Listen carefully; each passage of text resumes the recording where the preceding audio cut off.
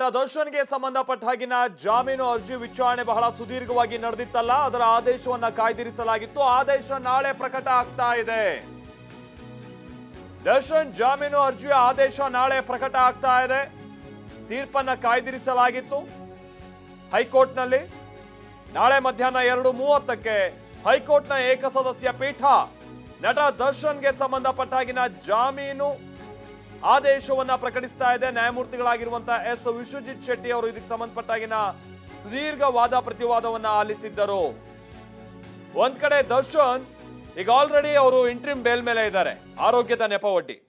ಆದ್ರೆ ಒಂದ್ ಹಂತದಲ್ಲಿ ಅವರಿಗೆ ಏನಾದ್ರೂ ಕೂಡಲೇ ಆಪರೇಷನ್ ಮಾಡದೆ ಹೋದ್ರೆ ಲಕ್ವಾ ಹೊಡೆದು ಬಿಡುತ್ತೆ ಅನ್ನುವ ಮಟ್ಟಿಗೆ ಹೇಳಿದ್ದಂತ ಅದೇ ವೈದ್ಯರುಗಳು, ವಕೀಲರು ಈಗ ಅವರಿಗೆ BP ವೇರಿಯೇಷನ್ ಇದೆ, ಇವತ್ತು ನಾಳೆ ಅನ್ನುವಂತ ವಿಚಾರವನ್ನ ಹೇಳಿದ್ರು. ಅಂದ್ಕೊಂಡಂಗಾಗಿದ್ರೆ ನಿನ್ನೆ 11ನೇ ತಾರೀಕು ಅವ್ರ ಆಪರೇಷನ್ ಆಗ್ಬೇಕಾಗಿತ್ತು.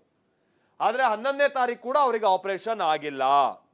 ಹೀಗಾಗಿ ಇದೇ ವಿಚಾರವನ್ನ ವಿಚಾರಣೆ ನಡೆಸುವಂತ ಸಂದರ್ಭದಲ್ಲೂ ಕೂಡ ಪ್ರಸ್ತಾಪ ಆಗಿತ್ತು. ಇಲ್ಲ ಒಂದ್ ಕಡೆ ಮಿಸ್ಲೀಡ್ ಆಗುವಂತ ಪ್ರಯತ್ನಗಳೇನಾದ್ರು ಆಗ್ತಾ ಇದೆಯಾ ಅನ್ನುವಂಥ ಚರ್ಚೆಯನ್ನ ಸಹಜವಾಗಿ ಜನಸಾಮಾನ್ಯರಲ್ಲಿ ಹುಟ್ಟಾಕುವಂತ ರೀತಿಯಾಗಿ ಆಗಿತ್ತು. ಆಮೇಲೆ ತೀರಾ ಈ ಜಾಮೀನು ಅರ್ಜಿ ವಿಚಾರಣೆ ಎಲ್ಲ ಬರ್ತಾ ಇದೆ ಅಂದ್ರೆ ಒಂದು ಫೋಟೋ ರಿಲೀಸ್ ಆಗೋದು, ಇಲ್ಲ ಅಂತಂದ್ರೆ ಈಗ 11ನೇ ತಾರೀಕಿನಂದು ನಾವು ಆಪರೇಷನ್ ಇದೆ ಅನ್ನೋದು, ಈ ತರನಾದಂಥ ಸಂಗತಿಗಳೆಲ್ಲ ನಡೀತಾ ಇದೆ. ಬಟ್ ಇವತ್ತು ಮೊನ್ನೆ ನಡೆದಂಥದ್ದು ಇದು ಅವರ ಹೆಲ್ತ್ ಗ್ರೌಂಡ್ ಮೇಲೆ ಆದಂಥದ್ದಲ್ಲ, ಕೇಸ್ನ ಮೆರಿಟ್ಸ್ ಮೇಲೆ ಆದಂಥ ಜಾಮೀನು ಅರ್ಜಿಯ ವಿಚಾರಣೆ. ಹೀಗಾಗಿ ಸುದೀರ್ಘ ವಾದ ಪ್ರತಿವಾದ ಆಲಿಸಿರುವಂತ ನ್ಯಾಯಮೂರ್ತಿಗಳು ನಾಳೆ ಏನು ಆದೇಶ ಪ್ರಕಟ ಮಾಡ್ತಾರೆ ಅನ್ನುವಂಥದ್ದು ಕುತೂಹಲ ಕೆರಳಿಸ್ತಾ ಇರುವಂತಹ ಸಂಗತಿಯಾಗಿದೆ.